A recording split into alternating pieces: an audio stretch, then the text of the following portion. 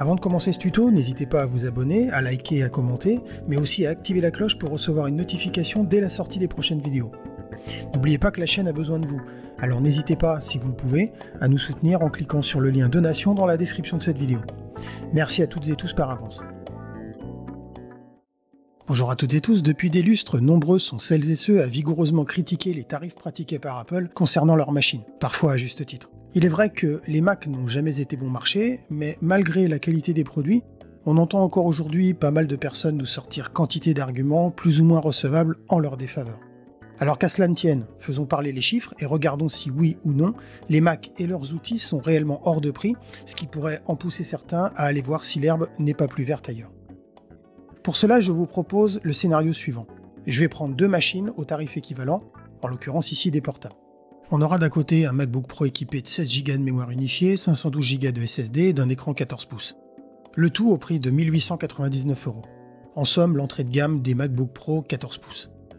On va lui rajouter, si vous êtes musicien, une licence de Logic Pro à 229,99 €, ce qui donnera un total de 2128,99 €. Si vous êtes dans la vidéo, nous allons substituer bien évidemment Logic Pro par Final Cut Pro, qui lui sera vendu un peu plus cher que Logic Pro à 349,99 €, soit un total avec notre Mac de 2248,99 €. Sur PC, même chose et même raisonnement, mais avec deux autres logiciels de musique, car Logic Pro n'est pas compatible avec Windows.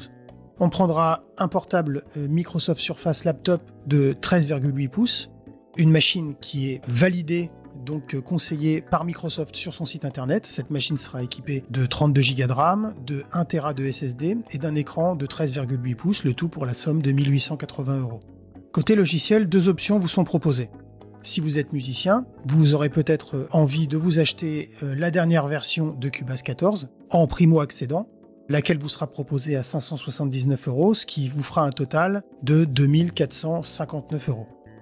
Si vous préférez Live Suite 12 Tableton, qui coûte cette fois-ci 599 €, eh bien il vous faudra débourser la somme de 2479 €.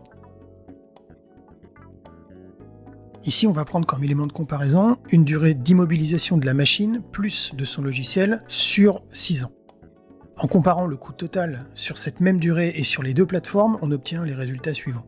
Sur Mac, pour un musicien utilisant Logic Pro et un MacBook Pro 14 pouces, il lui en coûtera la somme de 2129,99 €.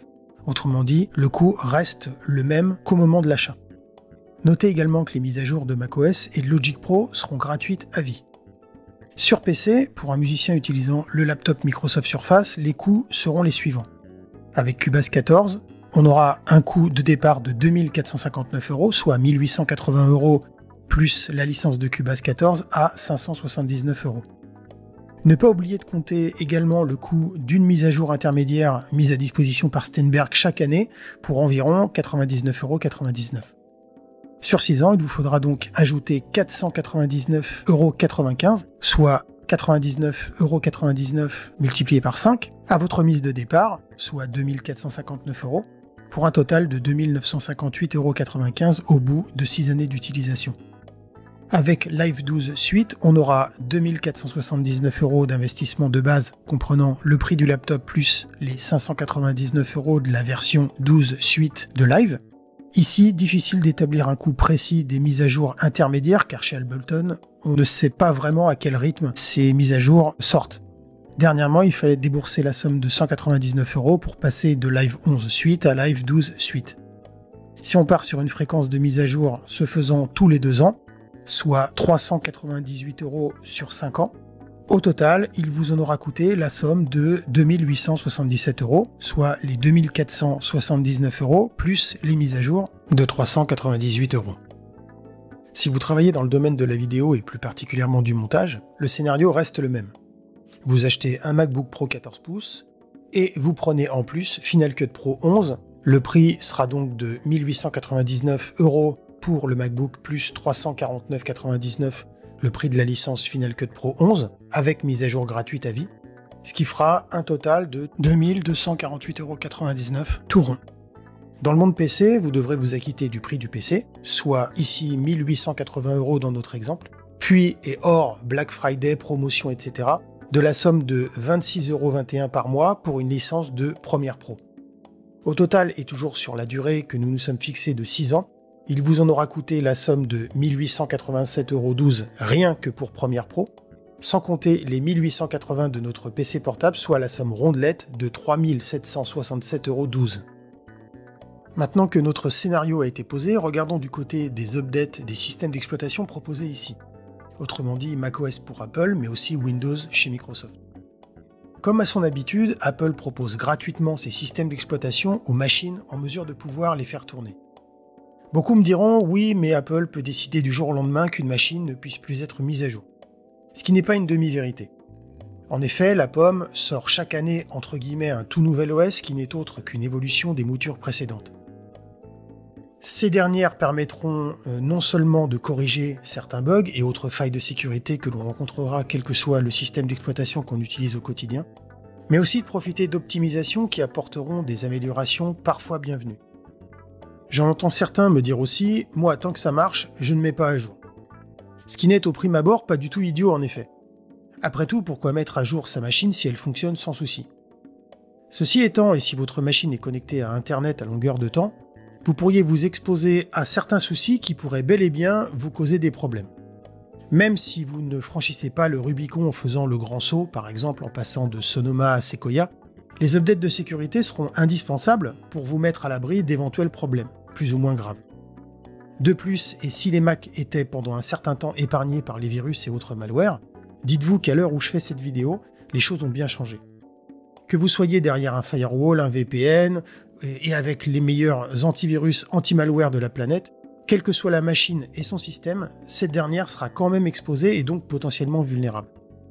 C'est pourquoi il est conseillé de ne jamais prendre le sujet des mises à jour à la légère.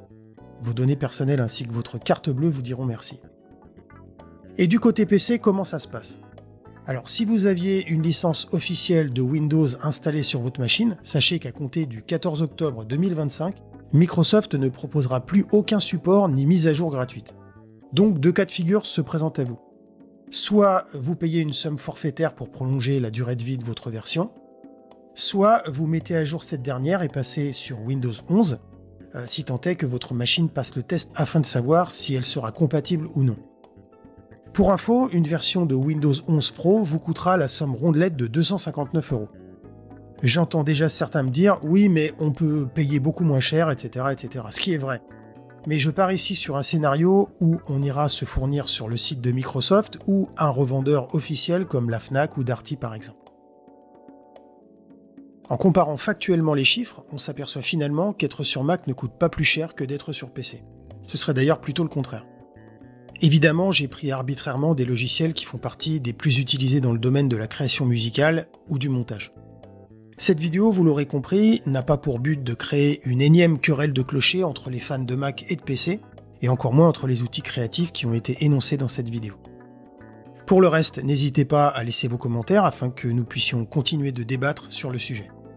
J'espère que cette vidéo vous aura plu et je vous dis à très bientôt pour une nouvelle vidéo.